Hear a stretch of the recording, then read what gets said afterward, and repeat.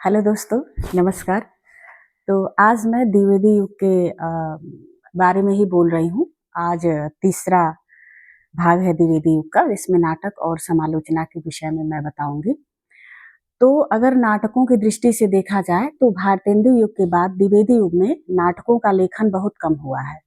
मौलिक नाटकों का अभाव रहा है द्विवेदी युग में। ज्यादातर अनुदित नाटक ही अ, अ, अनुदित नाटक यानी कि अनुवाद ही प्रसिद्ध लेखकों के नाटकों का किया गया।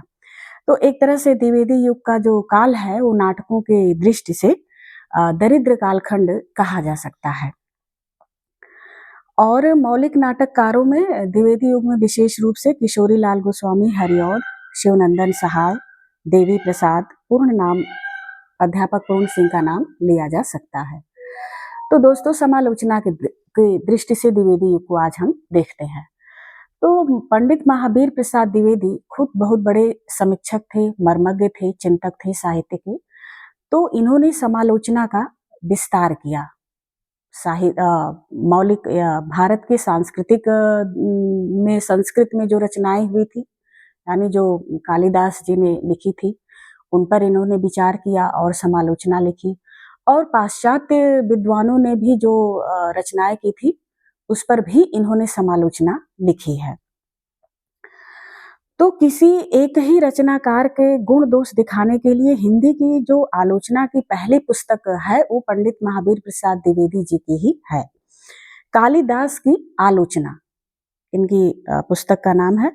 कालिदास जी ने कालिदास के मूल ग्रंथों पर भी समालोचना लिखी है, जिसमें नैषध चरित चर्चा है, विक्रमांक देव चरित चर्चा है और कालिदास की निरंकुशता पर इन्होंने विचार किया है।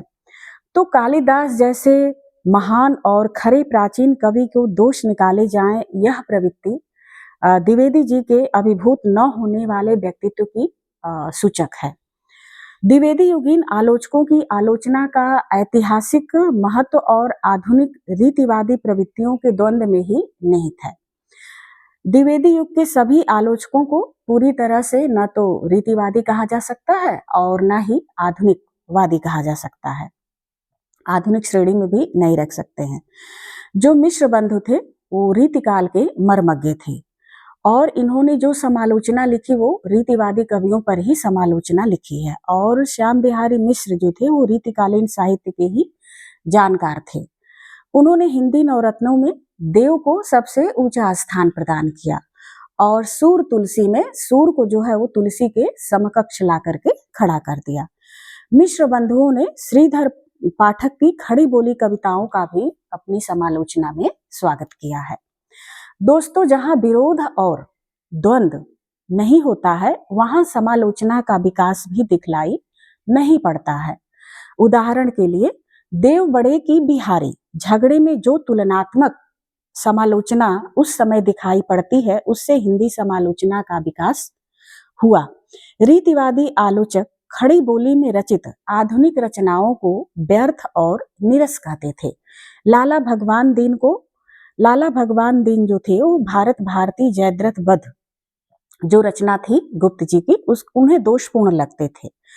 और पद्म सिंह शर्मा जो संस्कृत, प्राकृतिक, फारसी, उर्दू और हिंदी साहित्य के मर्मज्ञ विद्वान थे, इनको भी खड़ी बोली काव्य को नीरस और कर्णकटु कहते थे।